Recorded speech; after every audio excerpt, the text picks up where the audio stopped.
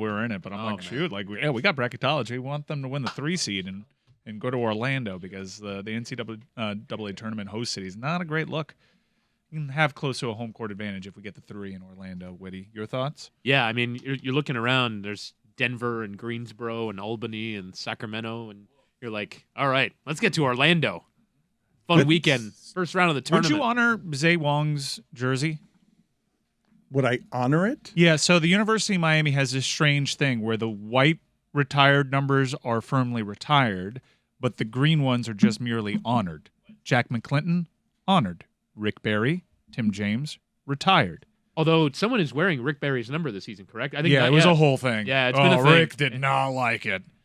I mean, retired is retired. Your jersey should be retired. Nigel Pack showed up, and someone in the admin department just forgot that Rick Barry's number was retired. That might have happened, honestly. But, first team all Big 12 wants to come to your school. You make some concessions. Yeah, like they had a ceremony for him at the Duke game, and it was like very clear that it was haphazardly put together. There wasn't like a whole big, like you ever go to a football game and they do like an announcement for somebody and the PA person is an exceptionally long preamble where the fans don't even know when to, they're sort of like half-hearted claps in the middle of this very long speech. Hurricanes, they had nothing for Rick Barry. I felt terrible for him. It was just, here's a basketball, here's a ceremony, here's a bunch of 19-year-olds who have no idea who the hell you are. Get out of here.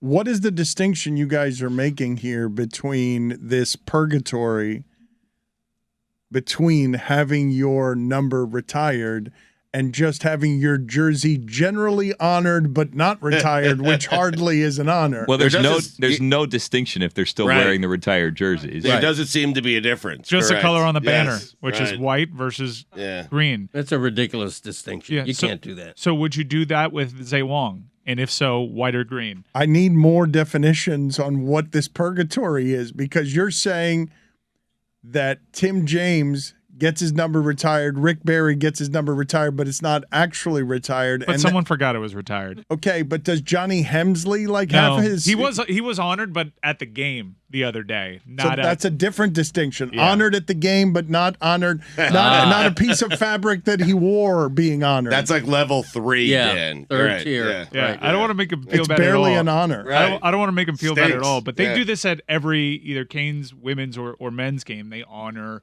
a great athlete every game, and I've kind of caught on, and he's one of my favorite college basketball players ever, but I've kind of caught on that when they don't have somebody, it's just Jack's turn, because I've honored Jack McClinton at 4 straight games.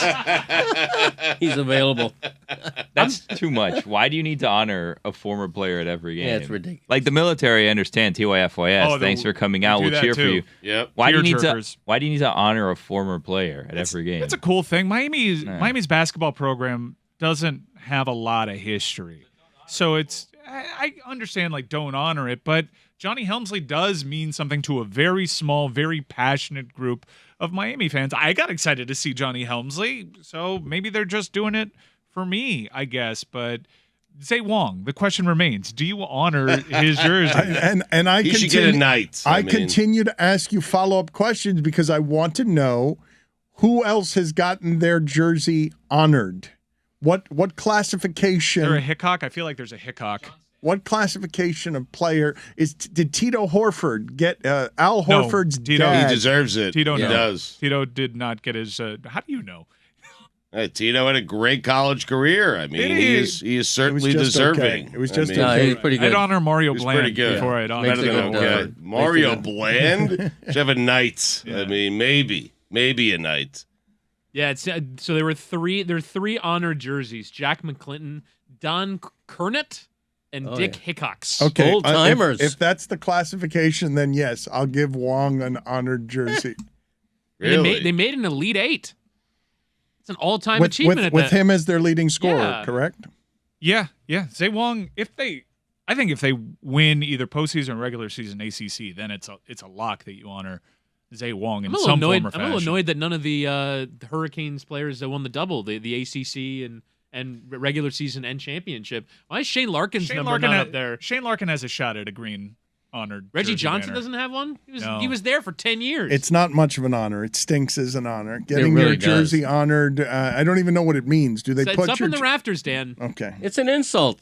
You It's know? an insult. Yeah, It's if you're not an it's- insult. You're not honoring somebody by saying an you're second insult. tier. You're not quite here. We'll put you there. Jack McClinton does not think of it as an insult. He is happy to be honored. He should. Once a Jack year. has nothing else to do. Wait, I mean, I'm with Greg on this. So like, You don't if, know what's going on. if in you're Jack's fair honored, point. You're right. if you're honored, they're essentially telling you we will never retire your jersey, right? Right. No one has ever gone from honored to retired. That's right. You ain't scoring any more points. Yeah, so it is a purgatory you will never get out of. I Yeah. almost would rather never be honored and wonder if I will one day be retired than flat out told, you were okay, but not good enough. Right. It's an insult. And likewise, Rick Barry, I'm surprised he hasn't sued the university Yeah. over his retired That's jersey true. snafu. Billy, isn't purgatory always something that you never get out of? Isn't No, it's like a waiting room.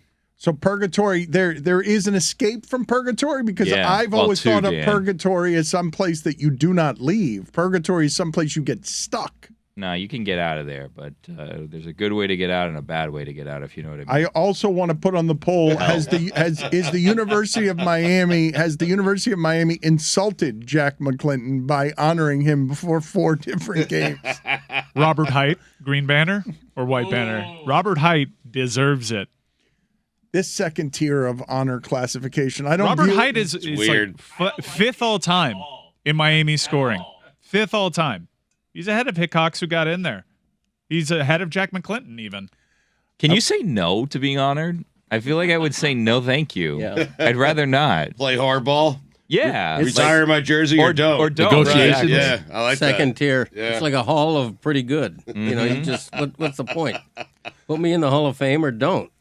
Make a Stugotz, choice. I want to read to you this tweet from Michael David Smith because you've heard me lament here recently that on the show today that greatness isn't enough to get commensurate fame if you're someone like Jokic, but also excellence even with championships. These days, we get numb to the greatness when it's Tom Brady, LeBron James, Serena Williams, or Patrick Mahomes. This from Michael David Smith. The Chiefs, and you hear me talking about this all the time, Stugotz, what it takes to win in football, how hard it is to win in football as you make the measurement of quarterbacks only winning. Yep. The Chiefs are 2-1 in Super Bowls in 5 years with Patrick Mahomes. The Packers are 2-1 in Super Bowls in 31 years with Brett Favre and Aaron Rodgers. It's incredible. It's the toughest thing to do. You know, look at the Dolphins. They think they're close and they're not. It's incredibly difficult. I think it's the toughest ticket in sport. I think it's tougher to make the Super Bowl than anything else. I do. Tougher to make the Super Yeah, Bowl? it's tougher to get into the Super Bowl It's difficult. than it yeah. is for me, than it is to make the World Series or the NBA Finals. I just think it's more difficult. There's more parity in the NFL than in other sports. But can we knock it off with the dynasty talk? Do you feel like the Chiefs are a dynasty? Like you can't win two. You can't. Can I get to the dynasty talk before you get tired of it? Well, sure. Go ahead. Who's Enough. wearing you out with this is a conversation Everyone. that happens after every time a Super Bowl is won by a team. Right. Jokic has he's 27, correct? Jokic is still a young man. He's going to win 3 MVPs by the time that he's 27 years old. Mahomes is also 27, correct? I believe so. Yeah. Yeah. 2 championships, and one would assume his prime is still ahead of him, correct? We're either Yes. in the middle of it. We're not on the decline. We haven't No. seen his best yet. Yeah. We're about to see it. Like he's entering his prime. Absolutely. Yeah. The mobility has become such a nice part of his game, and that's gotten better as he's continued to play. You got to think that mobility goes away some once he hits 30. I mean, he's already taken 2 high ankle sprains to the same ankle in the same season. I think the example of not just Brady, but Aaron Rodgers and Drew Brees and some of the others is that we can expect Mahomes to have 10 more good seasons before we're even talking about is he over the hill. We really have to stop with expecting players to be at that level. I understand that Mahomes is as talented as we've ever seen at the position, but Brady and Breeze, they did something that we hadn't really seen before at that age. And I think it's unfair to just assume that 10 years from now, Mahomes will do that. But, Mike, if you look back at their careers, Brady, Rodgers, all these guys, the best years they had was 27 to 35, like somewhere in that range. Those were their best years. And so Mahomes is entering that, that phase of his career, that prime, that 27 to 34 range where he's going to have 7 or 8 really good seasons, I want to ask Stugotz Great season. Based on what it is that those stats were on Aaron Rodgers. This is from Peter King's column. We know Peter King is very well connected throughout football. And a quote from an NFL executive anonymously on Aaron Rodgers: seems like a good person, but he might be more trouble than he's worth. That's a 2-time MVP. He was the reigning 2-time MVP before Mahomes just took it from him recently. And he's won 3 MVPs, correct? I believe so, yeah. I'll check it. Well, regardless, more trouble than he's worth. On Aaron Rodgers, I suspect that that's not going to be Stugotz's opinion if it means coming to the Jets. And those the Jets are the front runner on this. Are correct? they? Are I they have no idea. They're the only team I hear associated with him again and again, except for Devontae Adams saying again and again that he thinks he's going to end up with the Raiders. He has 4 MVPs. The Jets have asked if Aaron Rodgers will be available. The Packers have not responded. If they asked, I guess that makes them the front runner. I mean, I have no idea. I do like that the Jets have put themselves in position where maybe, their roster is attractive enough to Aaron Rodgers where he would consider playing there, but the Jets are going to screw this up. Dan, they are hiring coaches with attachments to every single quarterback because the Jets by themselves as an organization is not enough to attract one of these big-time quarterbacks. So they have hired Nathaniel Hackett, who has ties to Aaron Rodgers, and they hired another guy who has ties to Ryan Tannehill and Derek Carr. It's going to end up being Ryan Tannehill. I mean, this is a complete disaster. Can there actually be a front runner when the person has locked themselves in a dark room for 4 days and their decision will be based on how they're feeling after essentially solitary confinement in the darkness? You have no idea what he's going to what's going on in there and how he's going to feel when he comes out of there.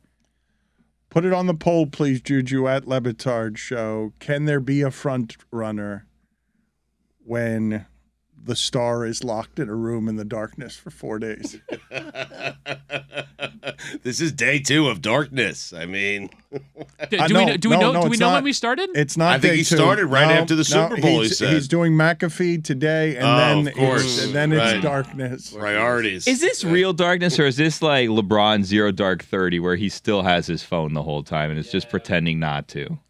I think it's real stimuli denial. I believe that it's going to be total darkness and total elimination of distractions. If you're Robert Saleh, would you sit in the dark with him? Well, you just to show how badly you want. Hey, I'm going to sit right here with you through the darkness, in the darkness. Yep. I think the Jets should send out a press release. Hey, Aaron, we've spent 40 years in the darkness. We're experts. Once 4 more days. That would be brilliant. The Jets PR should do exactly that. But how can you be at it's going to be a disaster, it's already a disaster when we just started flirting. Stugotz, I don't think I got 40 years of history, Dan. I mean, Stugotz, you have gotten to the point in sports and in old age where you get miserable about things before you can enjoy them. Like you don't even do the enjoyment and then get miserable. You just get you're like preemptive about getting to the misery first. It's not my fault. It's what the Jets have done to me. Dan, who's the best quarterback in the last 40 years for the Jets? I mean, think about it. Free agents don't want to go there. It's Brett Favre, to answer your question. The 8-3 start was fantastic. After that, it's Chad Pennington. Like, I think about what I'm saying right now. They never have had a franchise quarterback, a legitimate star But they're going at the after- quarterback they're position. going They had after- Geno Smith. They wasted Geno Smith. He became a star a decade later in Seattle. I mean, that's what happens to the Jets. Why would I think anything good is going to happen to this organization? It's been 40 years of disasters. The reason, Stugotz, I would say that this time could or maybe should be different is because this guy is never linked to your team. Right. You weren't in any of the sweepstakes for any of these big players. Who was the best? The last big free agent the Jets got is Darrelle Revis? Like what? The well, last no, they drafted Revis. didn't he go back there? I thought he went back there a second time. Did I get this wrong? I thought he went back there. I don't believe that they've gotten. When's the last time they got a free agent? Eric Decker. They Oh spent my money. God, Eric Decker. That's what I'm talking about, Dan. Like, But this why would never- I have Brandon any Marshall, belief? Was Brandon you're- Marshall a trade or a free But you're agent never deal? associated It was a with trade, this player is what I'm talking about. Like if ever I were to believe that somebody could LaDainian Tomlinson. They got Brett Favre from the Packers. It was a disaster, but they did that. It started off well. I mean, when I think of the Jets, I never think of them being in play for this franchise-changing type of player who, if you're going to believe anyone in the league can regain previous form, it would be a guy who had a really bad season after two-time MVP. Le'Veon Bell. That's right. Yeah, I remember how Oh, that excited was Greeny big. got. Yeah. So excited. Yeah. Ruined his career. The holdout. Exactly. Yes. But Dan, isn't what we're talking about right now, which is the Jets don't do this, a sign that the quote attributed to Peter King is a real thing? If the Jets are the number one option and the blue blood NFL franchises are not interested in this player who recently was a two-time MVP, are they also saying that it's not worth the trouble? Do you guys believe Oh, that it's not worth the trouble? I don't, not for a second. And I think last time I looked at the betting odds, I think the Raiders are still the favorite for Aaron Rodgers. I think maybe because of Devontae Adams.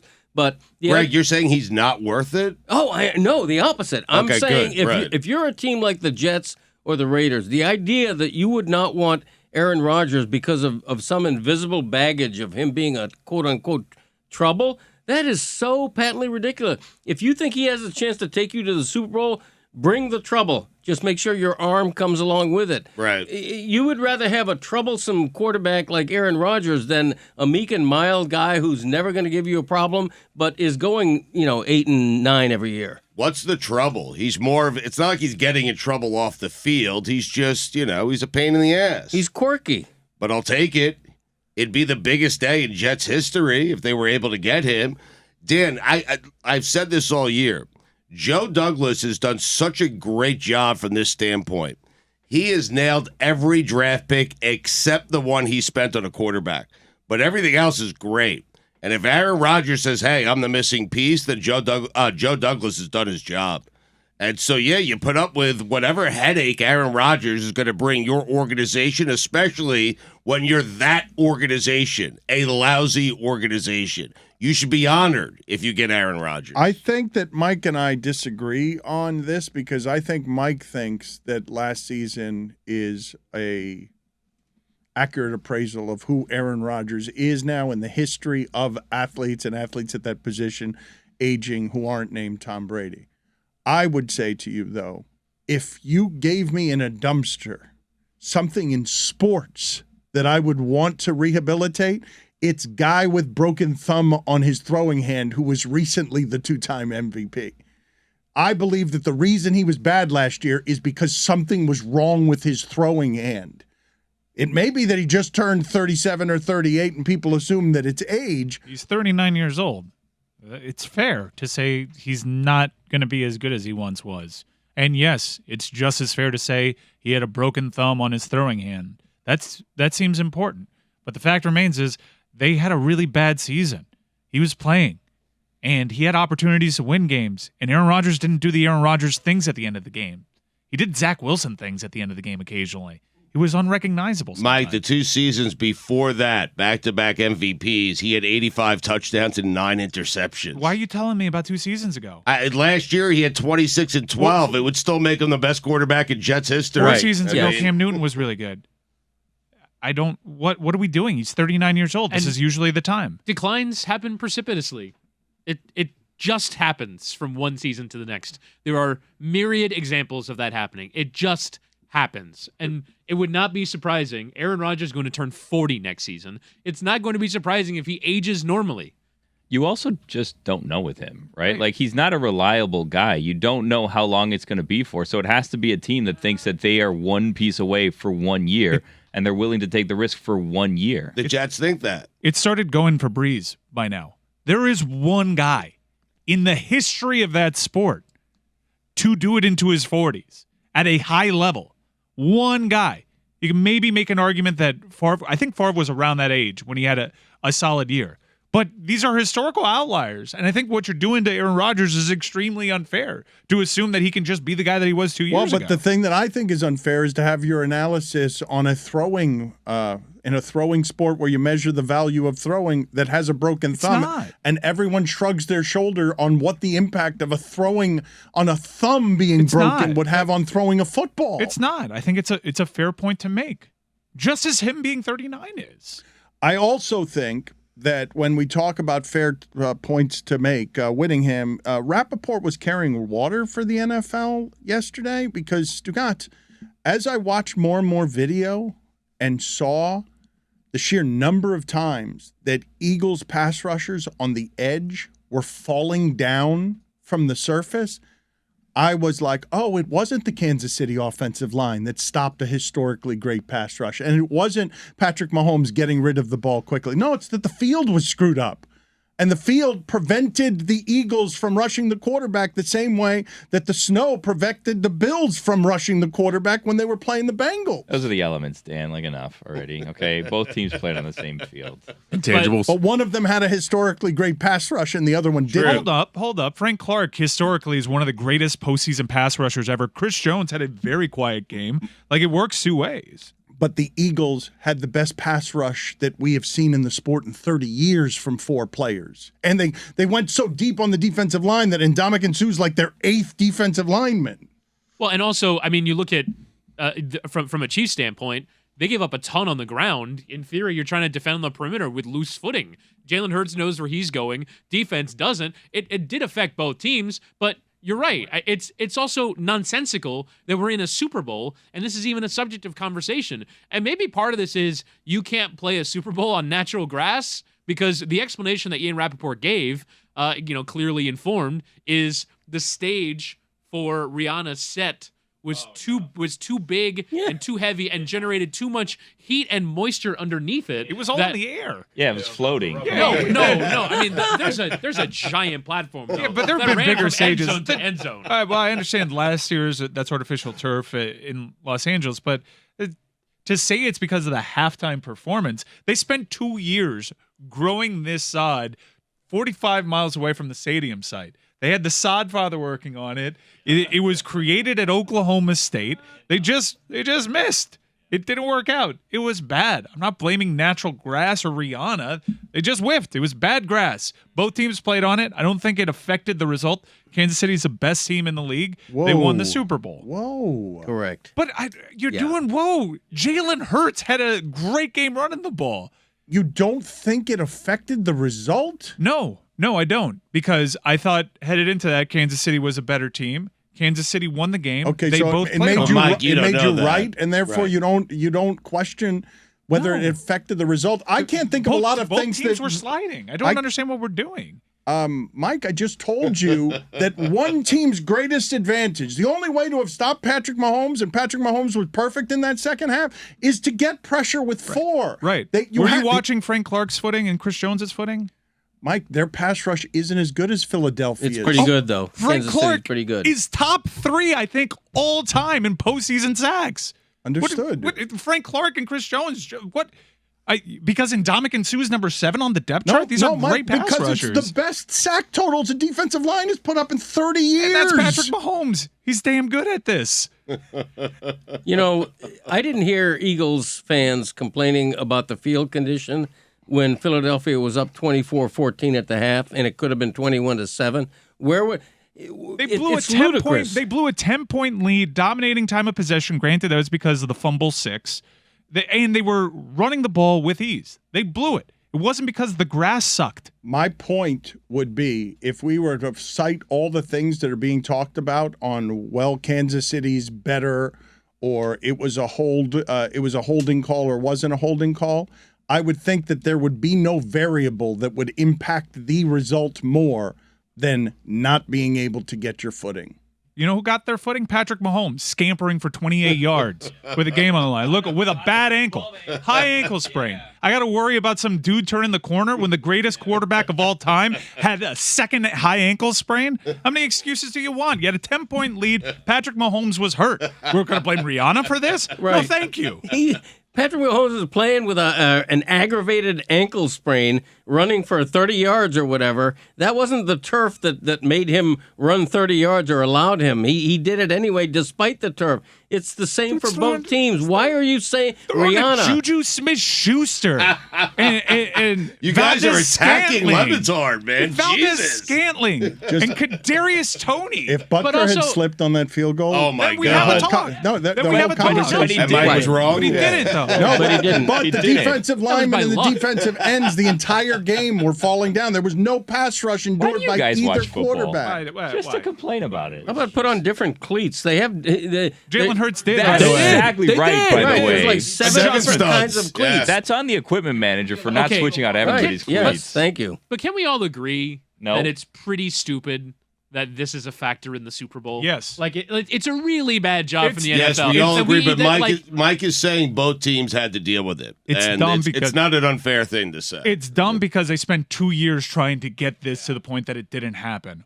and Oh, well. $750,000. But also, you can also assume that if this game were played on a well-kept pitch, that this would not be a consideration, and the game might perhaps have been different. That the playing surface played a role in the It'd outcome be of the soccer. game. Yeah, it's the on a same pitch. surface. I- for both teams. It's impossible to say that the outcome might have been different on a You want different to field. but you want to you're- tell but me the you're- Eagles' defensive line? I'll tell you the Chiefs' defensive line. I know, but It's like just these okay. teams have different qualities. Like maybe the Eagles were adversely, if like we just like the idea that we even have to ask the question is an absurdity after the biggest game of the year. You really don't. You don't have to ask the question. You're doing this yourselves. The sad story here is this is not the way you envision the sod father to go out. Yeah, I do feel bad for This him. is Toma's final season. Seems like the game Yeah. passed them by. Right. Like maybe it was time to Yeah, go what a last way. year. The god of sod going out in controversy. That's just terrible. The Lord of Loam. Yeah, it's. I feel bad for Toma. I do. He's an all-time great. You're right. In the sod Hall of Famer. Famer. Yes, Yeah. exactly. No doubt. Yeah. This is his legacy now. Sad. This is what he'll It really always be is. remembered for. I know. May Yeah. have played his way out of the Hall of Fame. Yeah. Damn. Him and Russell Wilson. First ballot, Toma. Yep. That's right. I said the Lord of Loam. Mm-hmm. That I is heard that. correct. I don't even know what loam is. Yeah, it's Earth related. You know, How do you dirt spell it? related. How do you- LOAM. And what does it mean? It's a type. I believe it's a type of soil. It is a fertile soil. There you go. He's the Lord of Loam. Although that's one nick. That guy has more nicknames. He wears a Sodfather jersey. That guy. He's called the God of Sod. At least he was subtle before the Super Bowl. did a whole giant press conference Oh, I know. wearing a Sodfather T-shirt. He did. with the aforementioned field behind him. Yeah. Right. Should have been paying more, Look at my masterpiece. Yeah. pay more attention to the grass. You know what I mean? My favorite nickname for him is the Nitty Gritty Dirtman. Mm-hmm. I love that. That's not a nickname. Rolls for right him. off the tongue. It is a Is he- nickname for him. is No, it? it is. That's not a real nickname. It is. Look it up. It Put is. Jake put it- Tapper. Put it on the poll, please, Juju, at LeBatard Show. Did George Toma choke? That's That's a legendary performance, and he choked. Tough night. And Mike and Ian Rappaport out here carrying water for the NFL on why it is. It didn't impact the result. Best team won because I thought they were the best team. I thought they were the best team before the game, and now the best team won because I thought they were the best team.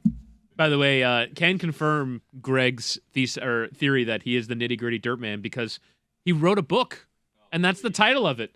Nitty Gritty Dirtman, George Toma, with Alan Goforth. Why enough, Billy? Why have you already grown tired? Because the guy was of... shit at his job, obviously. Like, very clearly. You choked at the end. Like, I'm sorry, you shouldn't have had the victory lap beforehand. You took your eye off the prize, and you ruined your career and your legacy. He's forever. been honored by the Pro Football Hall of Fame in 2001. Oh, He's a God. member of the Baseball Groundskeepers Hall of Fame. That was in Ooh. 2012. Take This it is a back. legend. Yeah. I mean, went out on a sour note. Golick told us a story yesterday. He was sadly walking around after the Super Bowl picking up garbage off the field. Why? Because that's what the sod father does. He cares about his sod. I mean, He's got to go again next year. Super Bowl's in Las Vegas. No. They do the Bounce similar. back? Yeah. they Redemption do story. They Let's do the go. similar Enough thing of where him. they roll out the field No, thank outside, you. water it, do all their stuff, and then bring it back inside. No. He's got to go again. No. Here's your watch. I hope to never see you again and ruin this great game. Oh. You know what I mean? And honored by this again with the honored, like either retire his sod or don't retire it. Don't honor him in the Hall of Fame. He's got the green honor. Greg Cote, who is notoriously frugal, You spent $200 on flowers, Dan. has purchased a racehorse. what? It's true. What? Yeah, a piece of one. Congrats. Thank you. Which Big piece? deal. Yeah, we're happy about that. I think I own the tip of the left ear. Oh, nice. It's a small share of a racehorse, but I'm real happy about it. The racehorse is called Calmly, Calmly, Thank you. and a great British bred filly who's about to make her big time racing debut in the French Oaks Classic in Chantilly, France, in June. And that's when we'll know whether we have bought into a racehorse that actually might be something. Calmly doesn't seem like a good name for a racehorse. You know, I've heard that said. You're right. It's not like a War Admiral or, one of these aggressive names, but, we like it. I wish it were called Random Evidence. I would change the name of the horse if I could. That's a winner. Yeah, thank you. I hate to interrupt, Greg, but I have an update on Toma here. Uh-oh. It seems as though Toma is known for being the groundskeeper of the Kansas City Chiefs and Kansas City Royals. Oh, So there may have been some home cooking here because there's a Kansas City connection. Although he was born in Pennsylvania, he's known for his work with the Kansas City sports teams. I read Toma quoted before the Super Bowl where Goodell actually had a conversation with him, sort of kiddingly, maybe half kiddingly, saying, hey, you got to be neutral here, implying that, if he wanted to, he could sort of tailor the turf to his beloved Chiefs. So I'm not saying he did, and I don't think he did. He's the sod father, but Goodell did say that to him, according to Seems like his the own fix quote. was in. I mean, I'm just saying. Calmly is a 3-year-old brown filly. Yeah. Already a first place finish. all right. Yeah, just turned Right. 3. He was from the royal family. Like Queen Elizabeth was super into horses. It's a filly. Yeah. Is a filly a boy or No, it's a female. All right, but you said he. I misspoke. Okay. But King Charles is not into horses, so he's divesting. He sold 14 of the Buckingham Palace's horses, and one of them was Calmly. Wow, so that's amazing. it said owner : the king. I was like, Yeah. oh, that was weird. Seems like a scam, to be honest I thought with it was you. weird, but it's also I'm looking at a Sky Sports website, so Yeah. it said the king. I'm like, Literally the king. So that's kind of cool because that the royal family is going to do their research before they invest But in a wait a horse. minute. Now all of a sudden we're coming to learn that you own very little of this horse. Right. I own approximately 0.46% of 1%.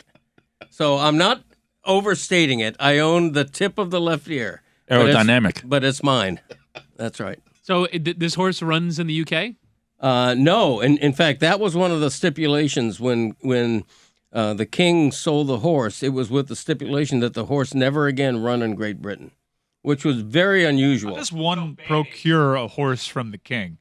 Well, we're with a syndicate called Team Valor International, which actually A syndicate. Isn't it just Clark Spencer?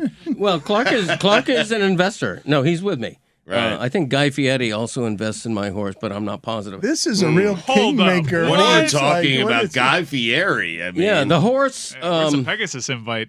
No, it's interesting. And Team Valor, by the way, won the Kentucky Derby in 2011. So they have I know it's been a while, but they have a little bit of a track record for developing great horses, and this could be one. And I'm so invigorated. I'm so excited talking about owning 0.5% of 1% of a horse, but you get drawn in.